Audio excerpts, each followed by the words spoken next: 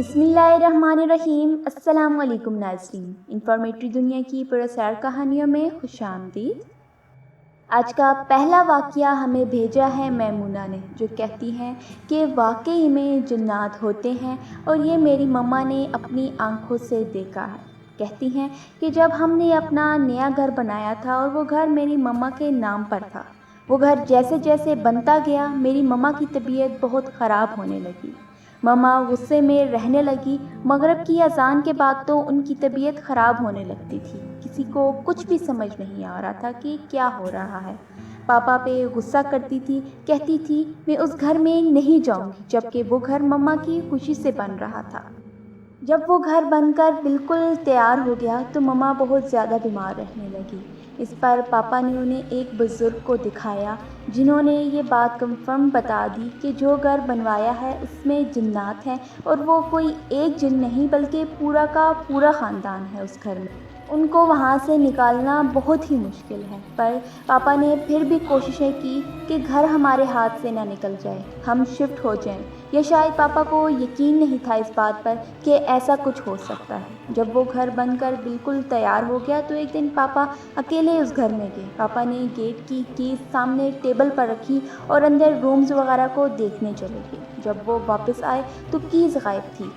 हर जगह तलाश करने के बाद भी जब वो नहीं मिली, तब जाकर पापा को यकीन आ गया कि ये सब कुछ सच है। फिर उसी रात मम्मा को ख्वाब में वो घर देखा और उसमें छोटे छोटे अजीब शक्ल वाले कुछ अजीब लोग नज़र आए और एक आवाज़ आई, तुम देख रही हो कौन है ये मेरा ख़ानदान है, तुम इस जगह को छोड़ दो और फिर कभी मत आना यहाँ। इस पर मम्मा ने पूछा कि तुम कौन हो और ऐसा क्यों कर रही हो, जिस पर उसने जवाब दिया, तुम मुझे अच्छी लगती हो और मुझे एक ज़िंदगी चाहिए। तो मम्मा ने कहा, मेरे बच्चों को कुछ ना करना, बेशक मुझे मार दो। जिस पर उसने कहा कि ठीक है, लेकिन इस जगह पर दोबारा मत आना, क्योंकि मैं तो तुम्हें छोड़ दूंगा लेकिन मेरे और साथी तुम्हें नहीं छोड़ेंगे। फिर मम्मा की आंख खुल गई। उस वक्त मम्मा प्रेग्नेंट भी थी। जब उनकी आंख खुली तो उनकी कंडीशन बहुत ख़राब हो गई। जो भाई या बहन मेरा आने वाला था वो मिसकैरेज हो गया। खैर, मम्मा की जान बच गई और फिर हमने 1 मंथ के अंदर अंदर वो घर सेल कर दिया। फिर सब नॉर्मल हो गया। ये वाक़या 15 साल पुराना है, जब मैं छोटी थी। हम 3 बहन भाई तो ठीक रहे, पर जो आने वाला था वो नहीं रहा। उस वाक़ये के बाद यकीन हो गया कि जिन्नात होते हैं, क्योंकि जो जो उसने कहा था वो उसने करके दिखाया। एक इंसान की जान भी ले ली और घर भी।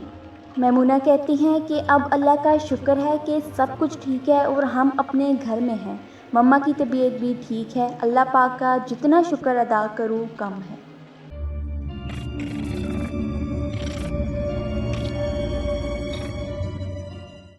चलते हैं अब अपने दूसरे वाक़ये की तरफ, जो हमें भेजा है फैज़ान ने कराची से। फैज़ान कहते हैं कि ये वाक़या सच पर मबनी है। जब मैं तकरीबन 15 साल का था, मैं रोज़ टाइम से पहले मस्जिद जाता और नमाज़ अदा करता था और कभी कभी वहीं रहता कुछ देर के लिए। जब ये वाक़या पेश आया तब सर्दियों के दिन थे, सुबह का वक्त था। मेरी अम्मी जान मुझे जल्दी उठा देती थी ताकि कहीं मैं लेट ना हो जाऊँ। काफ़ी सर्दी थी। अम्मी जान ने मुझे वक्त से पहले उठा दिया और मैंने अपनी चादर अपने ऊपर लपेट ली। अल्लाह का नाम लेकर घर से निकल गया। फैज़ान कहते हैं कि इससे पहले उनके साथ ऐसा कोई भी वाक़या पेश नहीं आया था, इसलिए वो रात के वक्त भी घर से निकलते हुए डरते नहीं थे। कहते हैं कि हमारे घर से मस्जिद का रास्ता काफ़ी दूर था।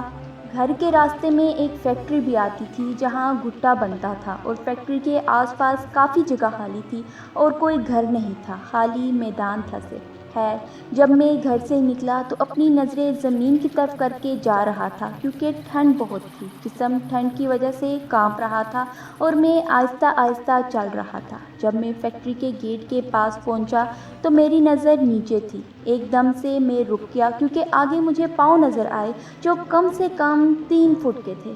पहले उन्हें देखता रहा और फिर आहिस्ता आहिस्ता से नज़र ऊपर की तो सफ़ेद रंग का लिबास पहने एक शख्स खड़ा था। की आंखें बंद थी और बाल बहुत बड़े थे। मैं एकदम से घबरा गया और सांस थम गई। उसका कद तकरीबन 8 फुट से भी ऊपर था और जब उसने अपनी आंखें खोली तो मेरे होश उड़ गए।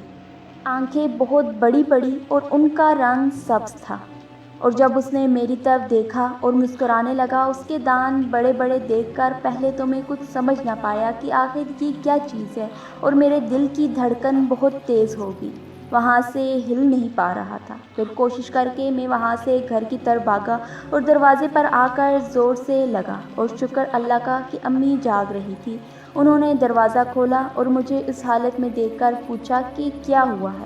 میں نے سب واقعہ سنایا تو ابا بھی آ گئے اور مجھے دلاسا دیا کہ یہ تمہارا وہم ہے، اور مجھے لے کر خود چل دیے مسجد کی طرف، اور جب ہم وہاں سے گزرے تو وہاں اس بار کوئی نہ تھا۔ اس کے بعد روز ابا میرے ساتھ جاتے تھے۔ یہ واقعہ میں آج تک نہیں بھولا، جب بھی وہاں سے گزرتا ہوں وہی منظر سامنے آتا ہے۔